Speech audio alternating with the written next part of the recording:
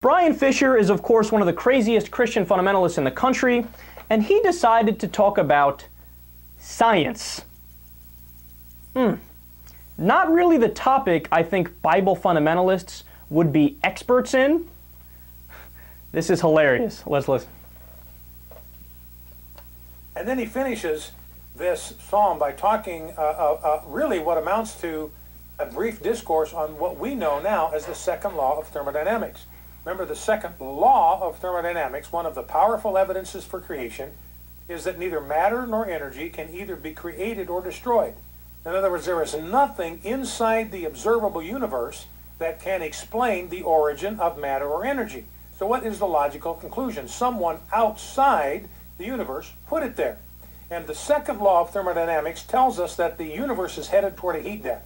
It's slowly wearing out, that in every chemical reaction, every heat reaction, there's a certain amount of energy that is lost and can never be recovered and can never be used in another heat reaction. That's why we're headed toward a heat death. The universe is wearing out. And this is a scientific law predated here by the psalmist back in 900 BC.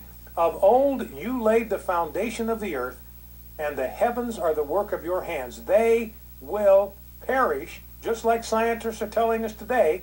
They could have figured this out by reading Psalm 102. They will perish, but you will remain. In other words, matter and energy is not eternal. It had a beginning, it's got an end, but God does not have either a beginning or an end. You will remain. They will all wear out like a garment. Second law of thermodynamics. The universe is wearing out. It's headed toward a heat death.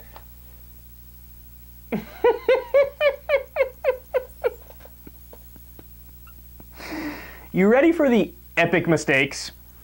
Matter and energy can't be created or destroyed is not the second law of thermodynamics. It's the law of conversion of energy in physics. The second law of thermodynamics is about entropy. He just made it up! He just made it up! No. You and I both know exactly what his thought process was. Let me find like one phrase or term that's scientific sounding, and I'll keep throwing it around. And then my jackass listeners that don't know anything will just be like, oh, he used a big word, that Bryan's so smart. It had a lot of syllables in there and it was really long. So smart.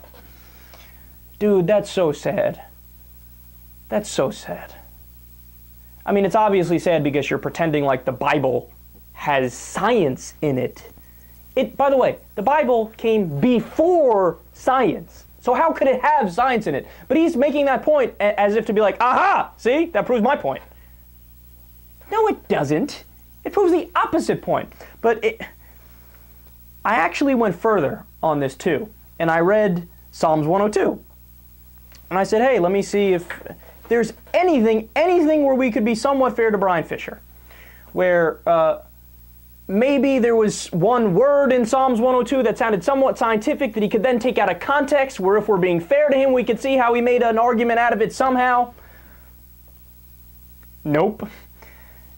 Psalms 102 is about somebody praying and crying, and they're kind of depressed, and they say to God, oh God, us humans, we die, and life is so hard, but you live forever. And that's it. How could you possibly look at that passage and get the second law of thermodynamics? And by the way, you didn't even get the second law of thermodynamics right, but you're not even trying, Bryan. You're not even trying. But it doesn't matter, because for Bryan Fischer's 7 listeners, they don't need facts. They don't need evidence. They just hear the vaguely scientific sounding terms, and they're hooked.